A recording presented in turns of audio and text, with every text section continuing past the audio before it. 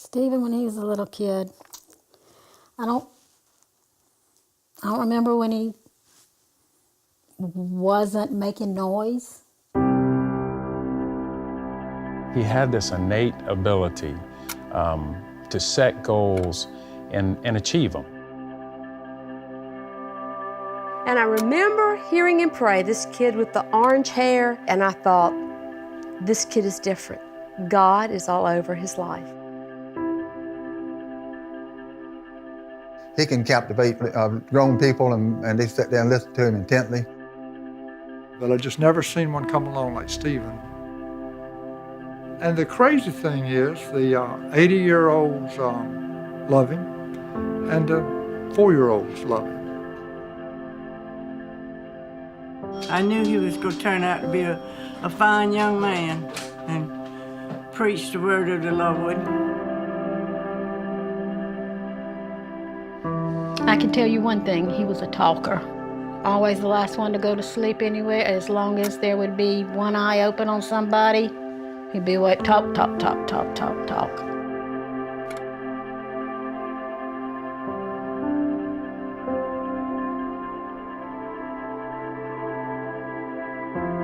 Well, he was really fun to be around.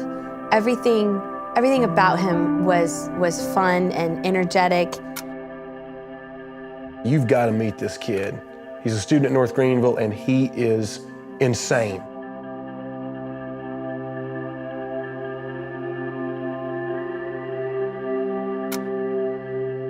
And that's the way it's always been. If he felt like he had to do it, he needed to do it, he wanted to do it, he was led to do it, he's going to do it.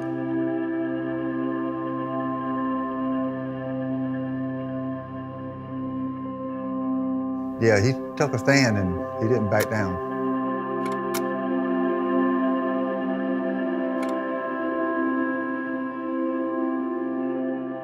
You know, ever since we were young, I always knew that God would use Pastor Stephen. I always knew that he would have a huge platform to share the gospel from, to reach the world. I've just always known that that's who God created him to be.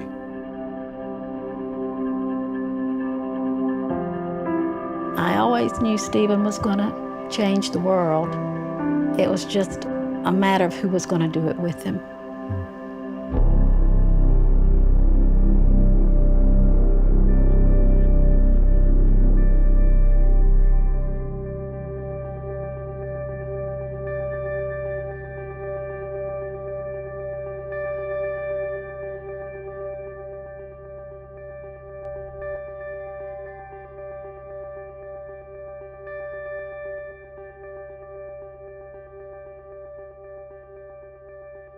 So Stephen and I had this conversation one day. All right, we're done. We're leaving Shelby. We're gonna go start this church. And so of course, he needs somebody to be his right-hand man, because for all of the strengths that he has that are spiritual and hearing from God and getting a vision and casting that vision, he knew that he needed help in actually carrying out this vision. And he really felt like Chunks was the one for that. So Amy and I were the first people that, Pastor and Holly had asked to be part of this new church start. Of course, we didn't know what that meant. But at the same time he was asking us, I'd actually been online looking at houses in Florida and been interviewing at a clinic, a physical therapy clinic in Florida. We were not only not understanding what a church plant was, but we were still struggling with wanting to be closer to home. I mean, I didn't know what it meant to be on staff with a church. I didn't understand how to start a church, how to plant a church. I didn't really even know if I wanted to be on a church staff. And Stephen goes, we're gonna start this church one day, and I don't know why you would even pass up this opportunity to do this with us. And in my mind, I'm like, this is a big deal. I mean, you're asking them to go and start a church somewhere in America, I think is what we had said. We talked about it a lot, and it was something that we really wrestled with, back and forth, what are we gonna do? And we knew he wanted an answer.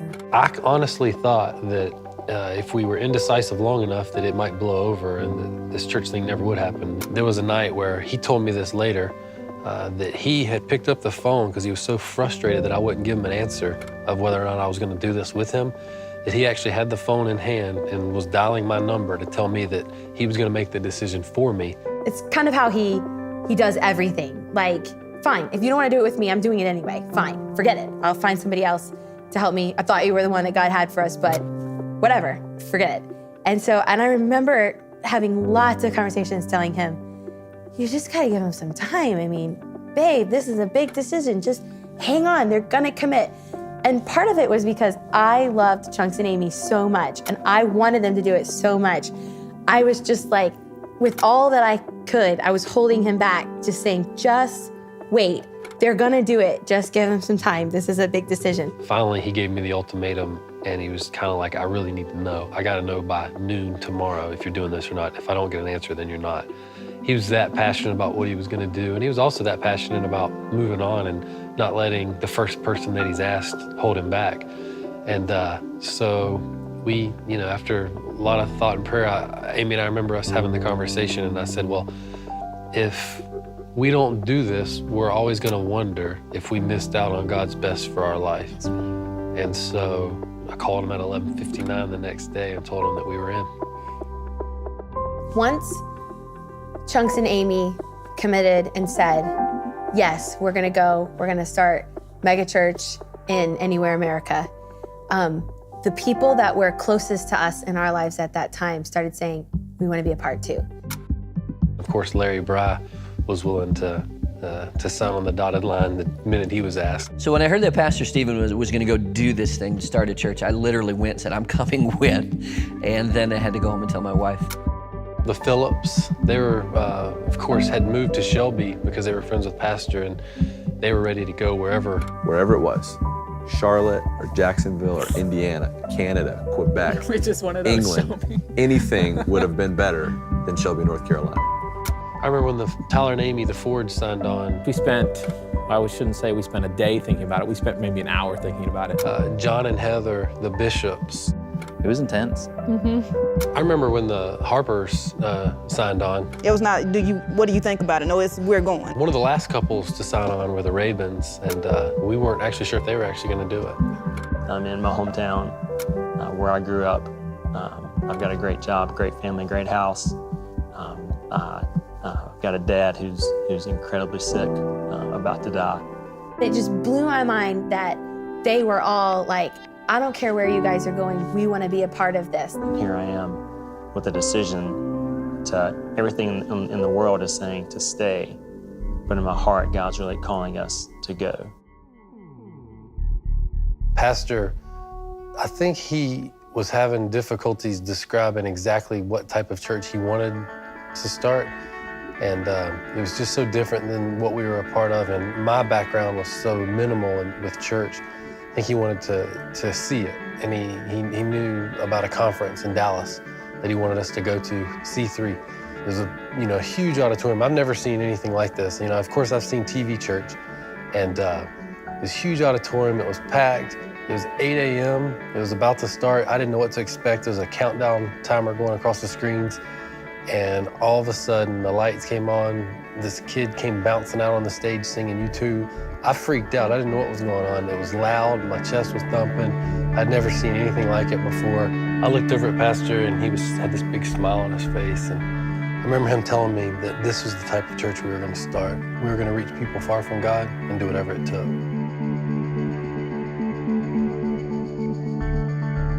When we came back, we basically met as a core group for the next 9 months there in Shelby. Pastor bought this book. It had all of the demographics of every city in the country. And so he gave it to me and said, find us a city. So he kind of said, I think that we need to stay in the Southeast based on the type of people I think we're going to be best suited to reach. I took this book of cities and developed this list of the largest cities in the Southeast. We took the list and began to narrow it down by, of course, we knew that God had called us to start a large church in a large city. So all we knew was Southeast and big cities. So I began to look at growth projections and current populations and densities. And so we narrowed it down to Jacksonville, Florida, Raleigh, North Carolina, Washington, D.C., kind of a far-fetched one, and Atlanta. And then Charlotte was always on the list, but not really on the list because we didn't really want to go to Charlotte because it was so close. Yeah. It wasn't an adventure. It was only an hour and 15 minutes from Shelby where we were. And the biggest thing was we knew that there were so many churches in Charlotte.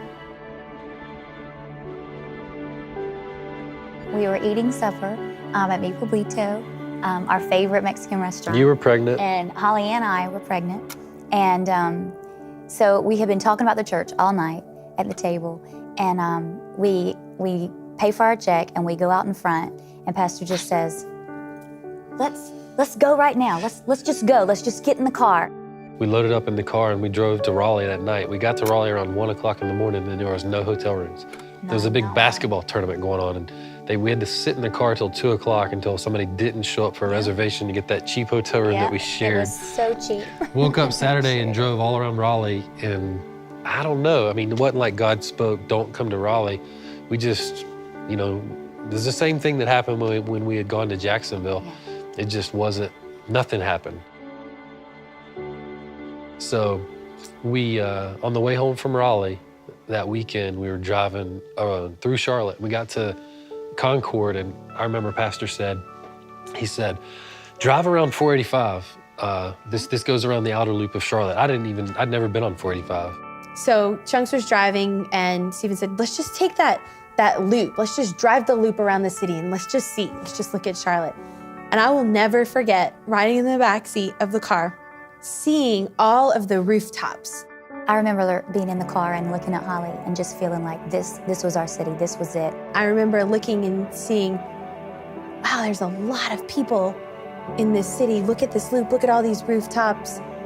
And just like this overwhelming sensation came in the car that, you know, maybe Charlotte is where God's calling us to be. We stopped at the Pineville exit and ate at Joe's Crab Shack. And I remember, you know, we just ate. And I remember going to the bathroom. Pastor and I both went to the bathroom. And we were, I kid you not, this is how I remember the story. And I've confirmed it with him. We were standing at the urinals and he looked at me and said, this is the city.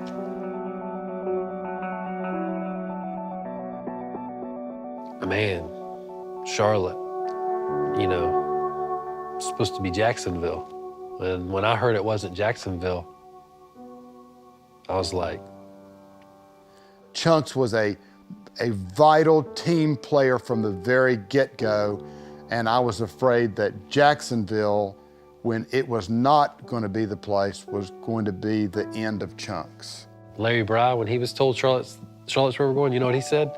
Once Charlotte was picked, Charlotte just became my favorite city. Charlotte's my new favorite city. I'm the analytical one. I didn't quite buy in that quick. Then I was like, we got to. This is what God's called us to do.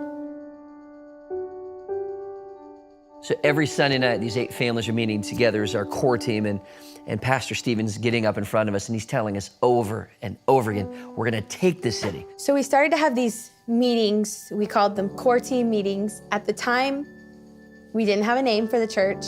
And so I'm sure the meeting had some name because every meeting that my husband is involved in has some kind of name. But in my mind, it was the core team meetings. And we were, Larry Bry would get there and he would set everything up like to a T. We walked in and it was very professional into the Blue Room. There were water bottles at every spot.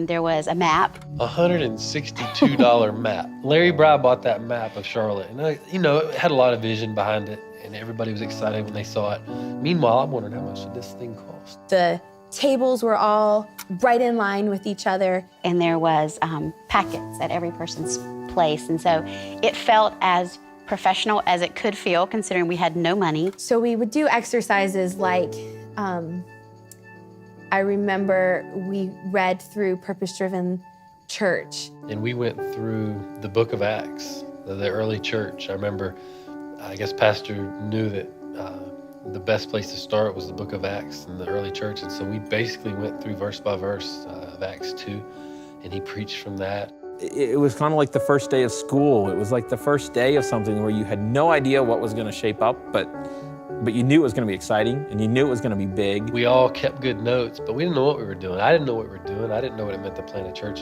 Here I was with the title of executive pastor of this church, and I had no idea what that meant. So I think we all came into that room with just this, I don't know, expectation of like, probably staring at Pastor like a bunch of goons saying, all right, where are we going? Honestly, my husband has just this ability to cast a vision to people that it's almost, looking back, I would say it's almost hypnotizing, because somehow he had everybody in the room believing that this church that we were going to start was going to be a mega church. Do you remember sitting around Pastor's computer watching that baptismal video? I do. Stephen was like, we got to show this to the core team. There was one little computer screen, and we all gathered around it. Remember, we're all huddled around a laptop. And it was this baptism video from Willow Creek. And, you know, we're all looking at it, and he had seen it, so he knew what to expect, but we didn't. And so we're all looking at it for the first time together, and we were just so emotional about it. So we're all standing around watching it. Of course I cried, because I cried every time I saw it. We see these people being baptized, and we see just the life change right in front of us. Larry Bry, John Bishop, Tyler Ford, they were just blubbering like babies watching this video of people getting baptized. Baptism's an understatement. This video was nuts. They had this big lake, and they just were dunking people. It was like 1, 2, 3, go, and it was like 15 at a time getting dunked, yeah. and they panned the people, and it was just like at one after another after another. It was just like, I mean, could we ever do anything like that? You know, it was those early days in the Blue Room when, you know, we were writing out our purpose statement, our core values. I remember writing out this thing that we did. It was come, connect, commit. It was gonna be our strategy to reach people. But in those early days, it's when we wrote out our purpose statement, and it was all about going to Charlotte to try to reach people who were far from God.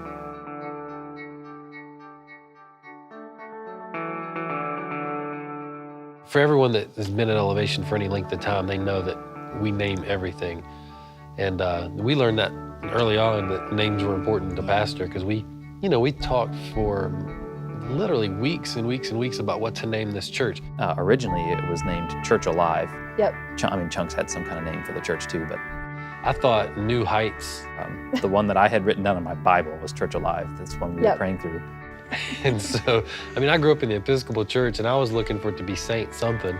Amy grew up in a small Baptist church, and it had to be something Baptist church. And so I was thinking that it would be Mint Hill Community Church or something kind of identifying the location. I was in seminary with Pastor. We were in Greenville riding in my truck, and he said, what do you think about the name Elevation?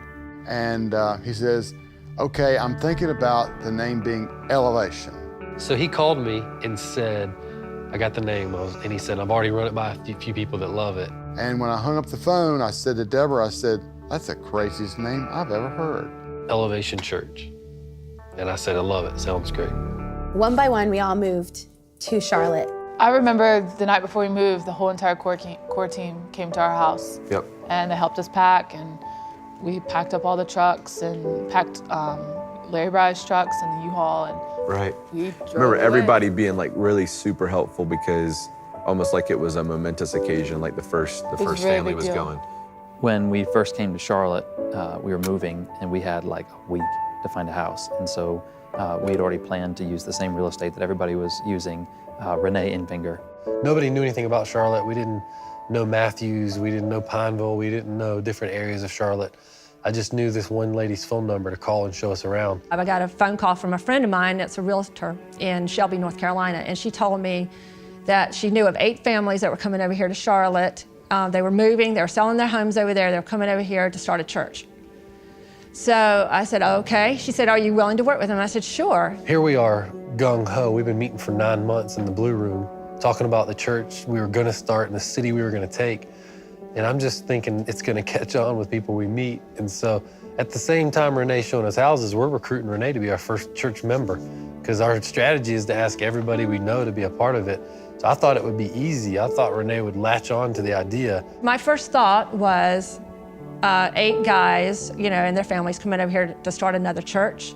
Every street corner that I go to, there's a sign in front of a high school that says, church meeting here, you know, so I thought, oh, okay. Then we went to Sunday mornings, and she kept coming, and you know, to this day, Renee still attends Elevation Church every week. Elevation Church has changed my life, and in ways that I can never explain.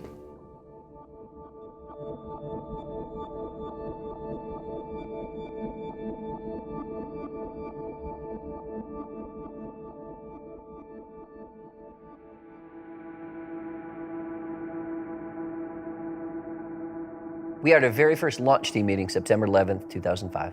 The core group tithed to Elevation Church for almost a solid year. We didn't spend a dime. The first check that Elevation Church wrote was to have our 501c3, our nonprofit status. I did all of that in July of 2005. But we were saving up to buy our first sound system. We cleared the bank account just before we were going to go to Sunday mornings and bought the first sound system. And a lot of people thought it was crazy, but we weren't paying salaries. We knew that we were going to value the worship experience. I felt that it was irresponsible for Stephen to spend that kind of money, for the church to spend that kind of money on a soundboard, $28,000 on a soundboard, and I came unglued. We're all feeling emotions at one level. You know, the core team, we've got this kind of mixed emotion of excitement, yet you've got this kind of doubt, is anybody gonna come? And then you've got this realistic side of you that's going, who is gonna come? Nobody even lives here. To be real honest, I mean, half of the team that was launching the church didn't even live in Charlotte. So we weren't inviting anybody because we didn't even know anybody to invite. I think of the very first meeting that we had and how nervous we all were, and how, like, literally, basically no one came. The community center days were round tables, information meetings, telling people what we were gonna do, casting vision for the church we were gonna be, trying to set up the foundation for what we were gonna build on when we finally did get to launch to Sunday mornings. A big part of Pastor Stephen's heart is to make sure we create a welcoming, kind of over-the-top environment. So I took everybody who was there that night, all of the 8 families, and said, if you're not plugged in with Pastor Stephen up on stage speaking, you're gonna be out front. We must have had 15 greeters out there. People clapping and talking to me, and I'm not a talker. Like, I'm like, whoa, this is a little bit strange, what's going on? And I go in the room, and there's hardly any people in the actual room where people were meeting. There are literally more people in the hallway and out front opening the doors than there were in this room. We set the bar real high, and we set expectations real high for us, like to create a great experience for everybody coming in there. So we did everything we could. We just didn't know if anybody was actually gonna show up. There was a sense of a little bit of like isolation and loneliness as you move into this new neighborhood, and all of these people that have been your life and your family back in Shelby are now an hour away. So when we first moved to Charlotte, we met this couple named Mike and Becky, and we were excited because it was the first people that we had met in the city, and we were excited to invite them to church. And so we spent a lot of time hanging out with them. We went to dinner a few times. Mike and I would actually go play racquetball every weekend at the Dowd YMCA. And I remember Nicole and I talking about it, and one day I was going to tell him why we were here and what we were gonna do and invite him to come along. So we were riding back from playing racquetball one afternoon. And I remember looking at him and saying, hey man, listen, you know, we're here to start a church. There aren't really many people in the church. We're here to kind of start it. And love for, you know, you and your girlfriend to come and be a part of it, help us get this thing off the ground. And I haven't talked to him since. We didn't know anyone. Then we kind of all started going, this isn't going so well. Once we were a few weeks into these launch team meetings, we weren't seeing tons of people come. And I probably invited at least 20 people. And I had one person out of the 20 that actually tried it and like came, and she never came back. There was no one coming. And Pastor Stephen, he got pretty upset about it. He called the emergency meeting. He looked at all of us as a core group in the eye. He said, I want you to all pull out a napkin or a piece of paper right now. And write down 5 names of people you're gonna invite this week. In fact, if you don't have somebody you bring back with you next week, don't show up. It just was really, I think it helped stress the urgency to everybody. I immediately went into action of listing out everybody I could, but there was also a part of me, I was already in Charlotte, I was sitting at Qdoba, McAllister's Deli, and that was my mobile office. So I went into like hyper overdrive that week of anybody who would even like look my direction. I would like run at them and say, you're coming with me on Sunday. And I think that like Oliver Twist was a play that was going on in the Matthews Community Center. And we were so eager to invite people to church and didn't have any avenues to do it that we had printed up these really, we thought they were great, but they were probably really terrible like invites to come and be a part of our information meetings. And we stood at the doors and handed them out to the people who were coming out of the play. And I just remember like 30 people in a row were just looking at me like, why are you putting this trash in my hands? And it was like, oh gosh, this is gonna be hard. Yeah. You know, we had laid out this plan, this audacious plan that we thought was just gonna flow. But then the music director backs out. The guy who's gonna be over the sound and engineering backs out. The very first family that Janet and I invited to be a part of this thing with us, a woman that Janet went to college with, they back out on us. And it kind of looked like, what the heck? This whole thing gonna fall apart? Pastor was going to continue to travel and speak some. It's going to be minimal because we were going to start to reduce that a lot so that he could continue just focus on the church. I mean, he's going to be leading worship. He's doing everything. So we had a good plan. His salary was going to be paid for by the church that we were a part of. And he had a guy that had committed to pay his insurance for the family for a year. So we thought everything was set to the point where we felt comfortable with when he moved to Charlotte, he purchased a home. But then everything kind of started falling apart, man. I remember he called me one night. He said, guess what? The church that had promised he and Holly a salary and health insurance called him and told him they weren't going to be able to afford to pay a salary and that he was going to have to come to Charlotte with no guarantee of any monthly income. A lot of people see my husband as this great man of God and this great man of faith who stands up in front of a group of people and says, God's called us to reach the city and this is what we're going to do. And I'm the one that's at home with him, and he's going, is this gonna work? I got that question so many times. Holly, we just moved a bunch of families to Charlotte. Is this gonna work? I remember the first time that I really started to develop a deep, like resounding respect for Pastor Stephen and for his leadership was when we were launching the church. And he was going through a 40-day fast. He came to me and he said, I think I'm gonna fast for the first weekend, the launch of Elevation. And I was like, okay. So then Sunday afternoon after church came and he said, I think I'm gonna keep fasting. I may fast for like 3 days, I don't know, maybe 7 days, but I feel like the Lord wants me to keep fasting. He kind of just got 2 days in and decided to extend it to 3 and then extend it to 40.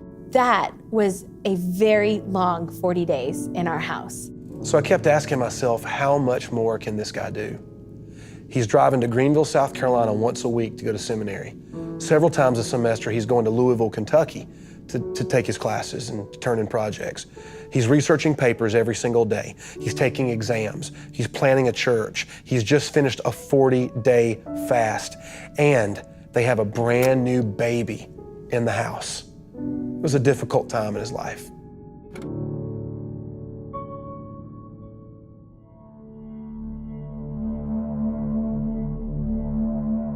Yeah, we were young as a church, but we were still changing lives. And then there was Erica Crozier. Heather and John called me probably in July and told me that they were moving to Charlotte to start a church. And it was almost like when they told me that, and they wanted me to move there with them because they knew they didn't know the specific details, but they knew I was at a really bad place in my life. And so ever since they asked me that, I completely ignored them. Finally, my sister called me one night, probably in August, and she was like, I'm gonna stop calling you now, because I don't wanna keep bothering you. But she was like, I just want you to know that I love you. And whenever you're ready to move to Charlotte, call us and we'll be here. The night that I finally decided enough was enough, I had gone out and partied all night and stayed up all night because when you do coke, you don't sleep. And I remember just like sitting up and it was almost like God like directed me toward my phone to call Heather and John. I was just crying and I was just totally broken. And I was like, I'm ready to go. I had known that Heather and John had moved there to start a church, Elevation. So I was pretty sure that they were gonna drag me along to those meetings and things that they were doing because they were obviously very passionate about it. And I didn't really care. I was like, well, 2 days ago I was snorting coke and getting wasted and living this lifestyle that you guys have no idea about. So once you find out that about me, you won't want to have anything to do with me because Christians are judgmental, right? It was very uncomfortable for me to walk in a situation because it was like all the white sheep are over here in their perfect little flock, and then here's the black sheep. But when I walked in there, they had this like love in their eyes that I have not ever experienced before. I could tell by the way that they looked at me and by the conversations that we had that they didn't care where I was 48 hours ago. The only thing that they cared about was that I was right there, right then, and that they had a chance to share Jesus with me. I got a phone call in the afternoon from Pastor Stephen, and he was like, well, I wanted you to stop by at the house. Holly and I are gonna be there, and I just wanted you to stop by, and I want to talk to you about some things. So I was like, okay, I'll be over there later. So as soon as I started talking, it was him and Holly and myself, I just completely broke down, and it was almost like God just like opened my heart and opened my emotions, and everything just came out right there on their kitchen table. and I knew that that was the time for me to fully give my life over to God. And Erica came home and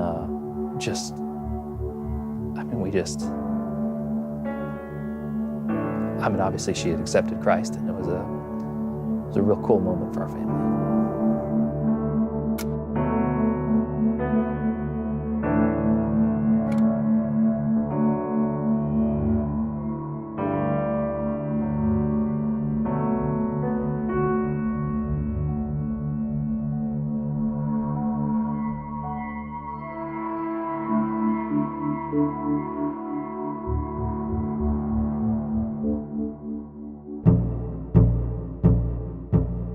If you know anything about the Levine Senior Center, you know about Iris DeVore. Iris DeVore. Iris. She's a sweet lady. A great cross between your grandmother and like a drill instructor. It was kind of her life's mission to start the Levine Senior Center. She really is the poster child for senior citizens in Matthews. And so in order for us to get into the Senior Center, she had to approve it. She was very passionate and very much protective of her beautiful, shiny new building. Her prized jewel possession called the Senior Center. Construction on the Senior Center was finally done, and it was a Saturday morning. We're having our very first Saturday move-in day because we're starting the next day on Sunday morning. And we were gonna transform the place. And I don't know if that term had ever been mentioned to Iris, and I'm sure even if it was, she didn't really have a picture of what transform meant. They had these brand new hardwood floors, never been touched, brand new tile all through the lobby.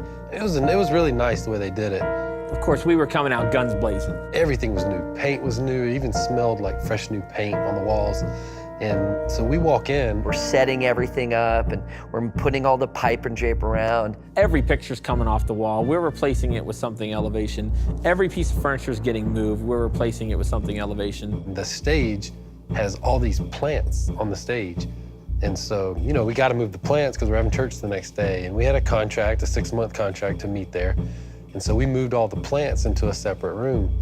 And, you know, this was Iris, this was Iris's baby. The Senior Center was Iris's baby.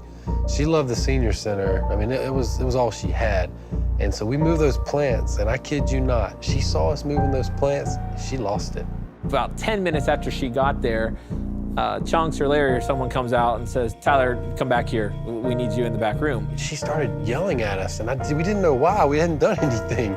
And I walk into the back kitchen, and sure enough, it's Pastor and Chunks and Larry and I think, and Iris. And she's got Pastor cornered and Chunks, and she basically is kicking us out of the building.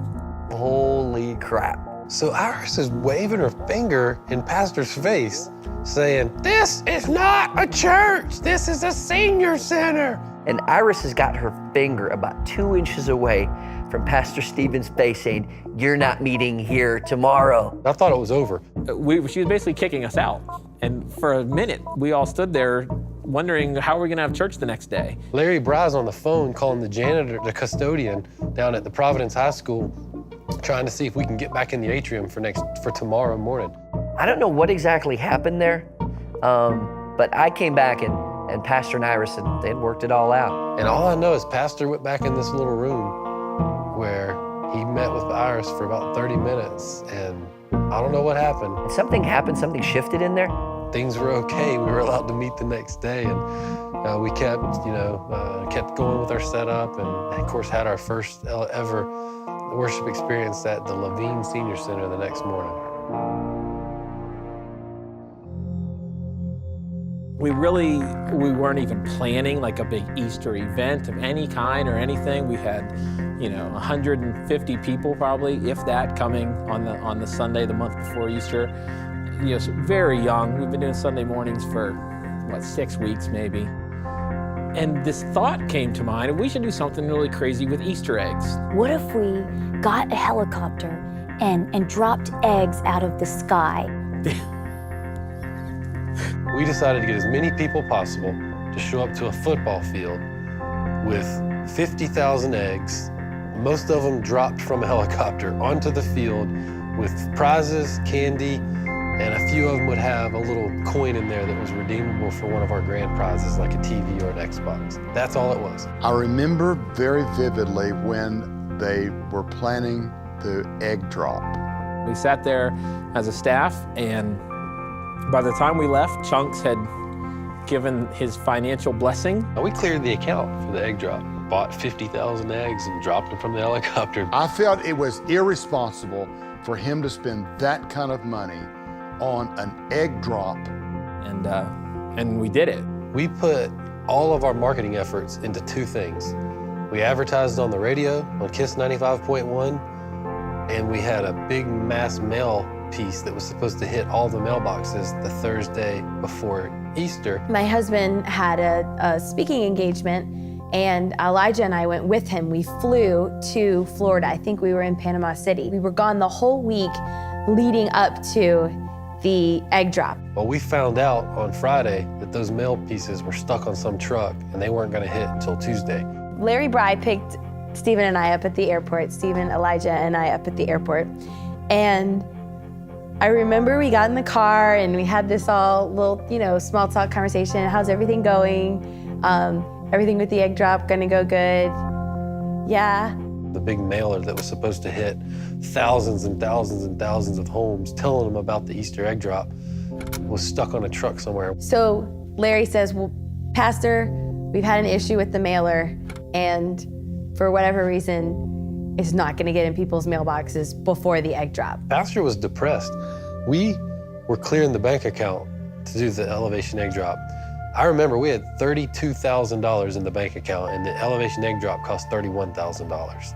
You could just feel the devastation in the car. It was all our chips pushed to the middle of the table, and our biggest promotional piece wasn't gonna happen. My husband was about to have a heart attack because we'd put all this money into this event, and we had no idea if anybody was gonna show up. Pastor went home and he ate a whole bag of Oreos. He was depressed. I think he ate the Oreos and the sugar rush might have got him motivated. He came over to my house. He said, let's go. I said, what are we gonna do? Stephen said, all right, we're gonna print up a bunch of flyers and we're gonna go hit Walmart parking lots. We went to Kinko's, ran off 500 copies and handed out flyers in the Walmart parking lot till it got dark. All he knew was he was gonna do everything he could do to make the event a success. Whenever we do events like this, Stephen will start to ask me, are people gonna come? And the next morning, it just people just started pouring in, like one person after another. The bleachers, the stands started filling up. There were all these cars there and all these children everywhere, and I thought, how did all these people hear about this? How does this happen? There are thousands of Easter eggs falling out of a helicopter in southeast Charlotte. The Charlotte Easter egg hunt ended on the ground, but it started in the sky. A helicopter dropped 50,000 Easter eggs. And they came, and they came, and they came, and it was crowded. Elevation Church used the helicopter to drop 50,000 Easter eggs, and the children went wild. It was so crowded, and it was so exciting. It was the first really exciting crowd that we had had. I was in the parking lot, and we had planned for some cars to be here and some people to come, but the first car came, the second car came. People started coming and kept coming and kept coming. My boss came, his family came. I was coaching a little kid soccer team. All the kids from the soccer team came. Their parents came, their families came. There were so many people there. The whole stadium was full. I was blown away by how we pulled it off. We were expecting a good amount of people, but I don't think we were expecting as many people who actually showed up. That day was amazing. There was a lot of people, and I remember we were so excited because people having to park so far away, and there was lines to get in. And They just kept coming, and before you knew it, we were across the street parking people. Even my family can go back and say, you know, we were there. We remember that. When are y'all gonna do it again? And they asked, are y'all gonna drop the eggs again? Yeah. And so it was something as simple as an egg drop to really make them see that what we were doing was actually meaningful. And it really just kind of was our way to say, hey, Charlotte, we're here, and we're not goofing around. I think too, we were blown away. We were like, did that just really happen? After the egg drop, we finally started to see some momentum. You know, it was we were almost too big for one room, and it was time to go to a second worship experience. When we first moved into the senior center, we truly thought this is such a great venue. We could really be here for a while. We could be here for a couple of years and, you know, get a critical mass of people, maybe get up to even like 500 people here. And we really felt like we were gonna be there for a long time. And week after week after week, just more and more people would show up. And the crazy thing was, it really started to build through the summer. Summer's an awful time to add a worship experience. It's terrible to add a second service, but we knew it was time, and so against all of the advice of any church planting expert, we went to 2 services on Mother's Day. After Mother's Day, generally speaking of church patterns, things start to filter off. So we were expecting this pattern to hit Elevation. But it didn't happen. We grew every week. I remember the last week that we were meeting at the Levine Senior Center, we had over 500 people.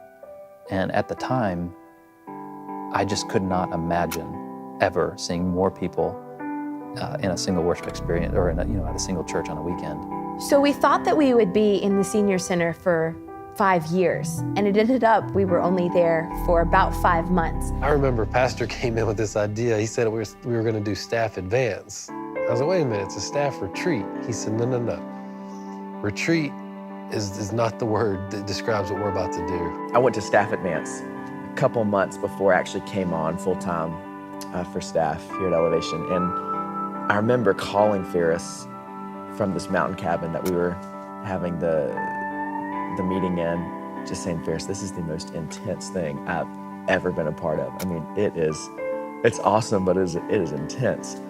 And just as soon as we woke up to when we went to bed that night, it was just constant vision, praying, planning, and we were praying and talking about some pretty audacious goals. And part of probably the biggest thing that came from that staff advance was God really laying it on our hearts that we were going to reach 10,000 people by the year 2010. Right out of the gate, I knew that the vision for this house was big, and I'd gotten myself into something that was much bigger than even I had anticipated, and I loved it. I loved every second of it. I loved hearing vision from Pastor Stephen, and I loved knowing that we were going to shake the foundations of the city.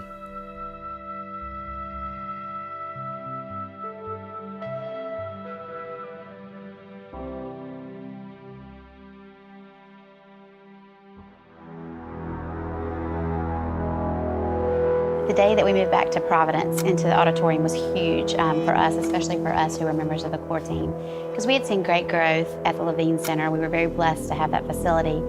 But the dreams that we had had back in the Blue Room at Christ Covenant of just seas of people walking into Elevation, it happened on that first day of Providence. I mean, something shifted. Man, it was like Pentecost. You could just sense that it was going to be different. It was just like God flipped a switch. Balls out. I mean, I can't even call it. It was crazy. It was just incredible. I didn't know where the people were coming from. At the end of our first year, we saw over 1,000 people showing up, baptized 50 people on one weekend. We start talking about sex, attendance skyrockets through 1,800. The growth of Elevation was almost like a bomb went off. We just started seeing God do outrageous things. I mean, it was out of control. Rooms were full. This was our vision from God coming to life. It was nuts. We started seeing lives transformed all in front of us. We started seeing dozens and dozens of people give their life to Jesus. We started to see people actually excited to be baptized, and we started baptizing people one over the other over the other. The momentum just wouldn't stop. I mean, we're baptizing people like crazy. We started to see church planters from all around the country pick up the phone and call us in Charlotte and say, "What are you guys doing?" And I have to tell them, I said, "We don't know." Oh man, the pastor starts getting invited to all the Christian conferences that we used to attend. He actually spoke at Catalyst, the largest Christian conference, one of the largest Christian conferences in the country. We actually took the core team. He stood the core team in the middle of his talk, and 12,000 people are just clapping to see what God had done. Then we were able to go to C3. Pastor was able to speak at the conference that started it all for us. 2005, we were sitting there, and the church was 4 people, and we're just sitting there. And I'm shell-shocked because I had no idea. And this was the conference that really paved the way and helped start it all. And now Pastor's actually speaking on that stage. He's speaking at that conference. We've got new campuses that we're adding. The video preaching is actually working. Do people really want to watch a sermon on video? I don't know, it was weird. I mean, if I'm being honest, I'm just gonna say it was weird. I hated it at first. It took a couple weeks for me to get used to that. I was raised with Pastor at the pulpit, in a sanctuary. And when they would ask, "So, who's the preacher going to be there?" I would say, "Well, it's Pastor Stephen. You're going to see him on video." Most of those folks didn't even give it a chance because they didn't think it would translate. They didn't think it would work. I really didn't think it was going to work. If we can actually make multi-site work, we can be a church that doesn't just reach 10,000 people. We can actually be a church that reaches 100,000 people, and that really there's no limit to the amount of people we can reach for Jesus through using technology. Less than 3 months later, I made a decision to follow Jesus. Proof's in the pudding for me. It worked. We started seeing people just giving generously from their finances and really trusting God and putting Him first in their finances. We had overflow rooms that were completely packed. We would bring dozens of chairs all the way down in front of the stage, all the way along the side walls, all the way along the back walls. Once we had that packed full, we then went to our first overflow, shoved it full, went to our second overflow, and then ushers started running up to me. Larry, what are we going to do with all these people? 3, 4, 5, 6, 7, 8, 9 worship experiences. We started to see kids in our children's ministry give their life to Jesus, and story after story after story about how a kid is bringing his friends. And then we got teenagers. Students were coming from all over the place, and parents started coming and following them. Imagine that, parents were following their kids to church really just to make sure it wasn't a cult. And they stayed. Bringing mom and dad to church that had been out of church for years, and growth is going through the roof. One thing right after the other after the other. And we were praying these audacious prayers, and they were happening so fast. It was almost like God was saying, try to keep up with me. It just didn't stop. God just kept pouring it on and on and on. And probably one of the highlights for me was when we saw over 1,000 people get baptized in 2 weeks. I was one of over 1,000 people being baptized in 2 weekends. We baptized 1,000 people over a 2-week period. Person after person after person, just like that Willow Creek video that we had seen, and just being so emotional at thinking, God, you really are making all of this come to life. I remember there was this one girl, and her story, it was just so powerful for me because she was undergoing treatment for cancer. And so I got up and I went backstage, and I thought of like all these ways that I could possibly keep this wig on my head. Finally, I was like, it's just not gonna happen. As soon as I get dunked, it's gonna come off. That's gonna be worse. So I took it off. Gene Lakey was a staff member that baptized me, and he squeezed my hand. It was like a reassurance, like, I see, obviously. you're going through a lot. And you know, he baptized me, and when he dipped me under, I literally felt like I was a completely different person.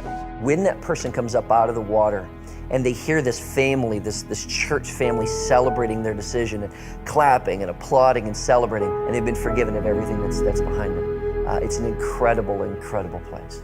I mean, it was not easy. It's not easy to grow a church, but we were still seeing the growth now. I mean, the days of the community center when it was so hard and it was so slow, now it was equally hard, but we were seeing the results. And then there was Sofa Express. So the church was growing and growing and growing. We're busting at the seams. Providence is full. Pastor's preaching 4 times. We've since added the Butler campus, and the place is, you know, full. We're bouncing pastor back and forth. Right off of 485 and Independence was an old Kmart that had since been converted to the Ashley Furniture's distribution warehouse. Ashley Furniture had it. They were relocating, and they were going to sublet that 45,000 square feet. Well, the location seemed to be ideal for us because it had proximity to 485. It was in between Providence and Matthews. Seemed to make the most sense. So I started meeting with a leasing agent. Got to the point where I drafted up a letter of intent to lease the space and actually make it our home. Everything was kind of coming together. Everything was just going right along as planned. So we were gonna tell our leaders. We were gonna take them on buses from the senior center to this location. We were gonna pray, and we were gonna tell everybody about it. We had all the plans. Larry Bride, the buses rented, and I went into work and I got a phone call at 9 o'clock Monday morning. So I get this call from my husband. He says, Chunks just came in here and told me Sofa Express is blocking our lease, and we're not gonna be able to get the Matthews campus. You could just hear the devastation in his voice. He went on to explain to me that there was another company in the strip mall that had a no contest, that they could deny any leaser. So I said to him, I said, do you want me to cancel the buses? And he looked at me, I'll never forget this. He said, no, we're not canceling those buses. We're gonna get in those buses, we're gonna go down to that building like we were going to, we're gonna pray.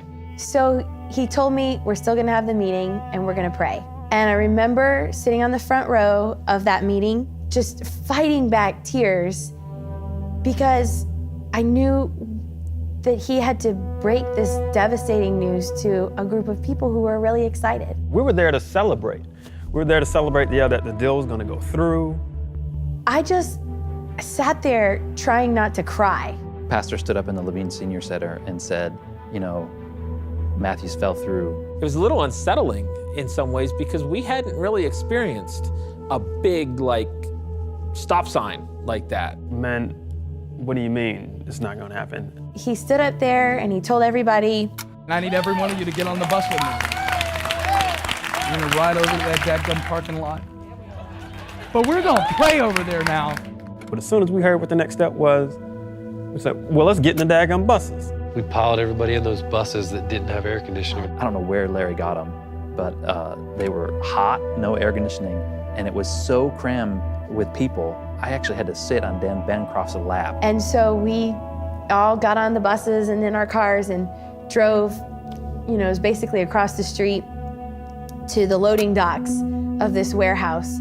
We kneeled in those loading docks and we prayed that God would open the door. We loaded the buses. Yeah. We went from the senior center down to Matthews to the loading dock, and we had a prayer service. And we all got down on our knees on that rough gravel, and we just started to pray. We're gonna believe that God's gonna provide for our church. We claimed, God, this is what you told us was gonna be our first permanent location. We're standing firm on this, that this was the place, and we're asking you for it. God had done everything else that he had promised.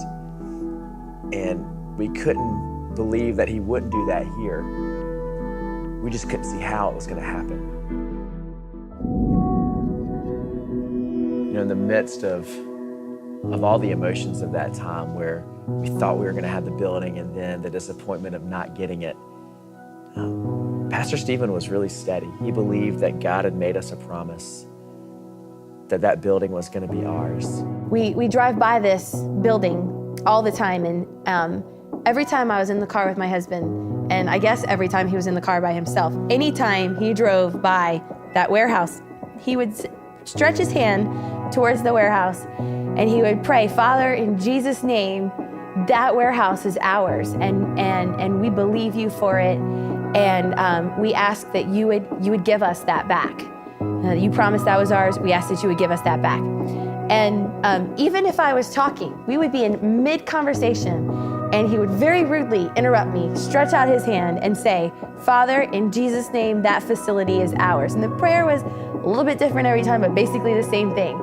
Father, in Jesus' name, that facility is ours. And one day he came home from work and he said, guess what? And I said, what? He said, the furniture store is going out of business. The store that blocked our lease, Sofa Express, went out of business. Not just that one location, but all 77 across the country were out of business. And it was like, oh crap, Pastor Stephen just prayed this company out of business. It was almost like God put an exclamation point on the whole thing when we had baptisms on the same loading dock, where 2 years earlier we had prayed. We had knelt down on that loading dock and prayed that God would give us the building after we were told no. I remember standing in the baptism tank. My mind raced back to a year and a half ago. We weren't sure if we were going to be in this building. I looked out, and there was a moment where I just happened to notice Jeremiah, my little son, and Heather sitting out there, almost exactly where 2 years earlier we had knelt down and prayed. And it was just such an incredible moment as families were gathered. And literally almost 1,000 sitting there watching it, echoing celebration after celebration after every single one gets out of the water. Unbelievable. And just like God does, what should have been a momentum killer, God actually spun it, and it became one of the greatest things to propel us forward as a church. I mean, we're still feeling the effects of the momentum we have from seeing God come through and giving us the Matthews campus. You know, our story as a church is one promise after another being fulfilled. And I don't think there's a better picture of that so far than Easter at Time Warner Arena, when we saw over 10,000 people in worship together under one roof. And I think back 3 years ago to when we were sitting in that mountain cabin and we were praying, God, we want to see 10,000 people reached. You were really getting to see how we are, our mantra and our vision to really change this city, taking over a venue like that in the heart of downtown. We knew the exact chair that was the 10,000th person. And I just remember watching as this place was filling up and it's coming around the upper bowl and that seat was filled. Once we got beyond where that 10,000 seat was, I just began weeping. I said, God, thank you. Thank you that I got to be here and see this. There was just this sense of excitement, again, an answered prayer.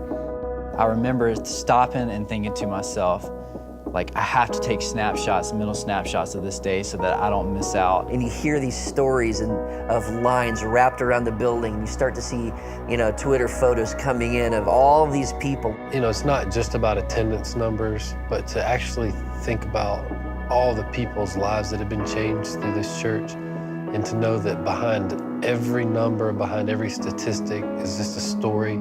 I just felt like God had delivered on a promise that he had spoken to us. And especially that this is a long-term promise. This is something he's going to do for a long time. God is at work in Elevation Church, and it is worth it. It is worth the struggle. It is worth the second guessing and praying and seeing God use those two kids in an incredible way. I'd look behind me and around me to see the seats filling up. And to see all of those people and see that child just overwhelms me.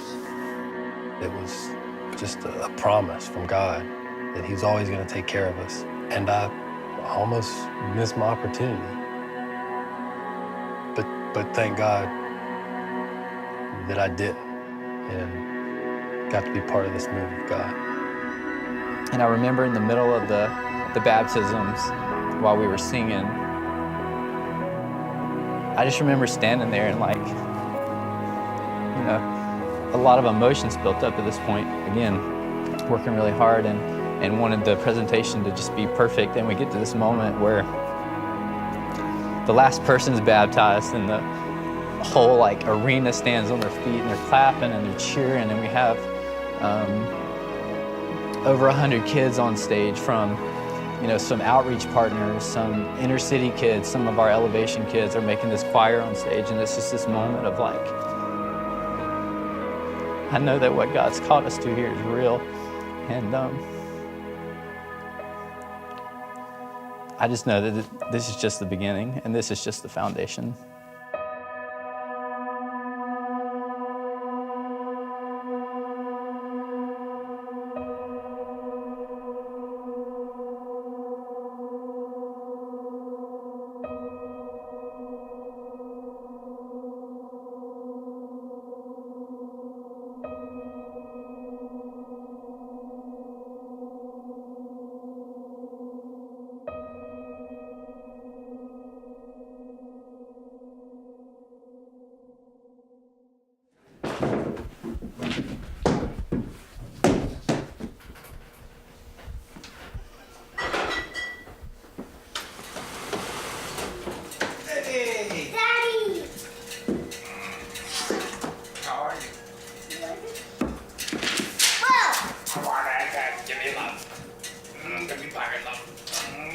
How do you feel? Good. How's your ear? Good. Is it better? Sure. Ready? Get a big piece. Come on, Bubba. Let's see who can be the best broccoli eater. Welcome to Elevation. If this is your first time here, you are our VIP. I can't find it right. One time, God told to Jonah, go to the city of Nineveh. You don't have to find the right page. There you go, that'll work. God sent a big fish to swallow Jonah up. So God made the whale spit out on dry land, and he headed the way to Nineveh and told all the people to do the right thing. Yay!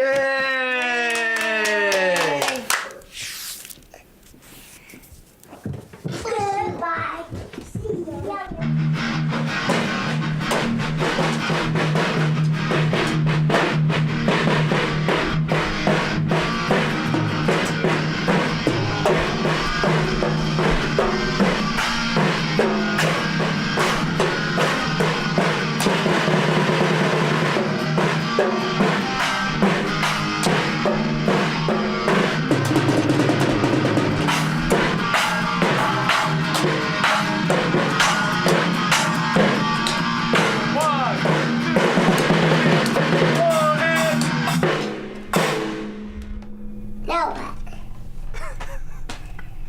What do you mean, now what?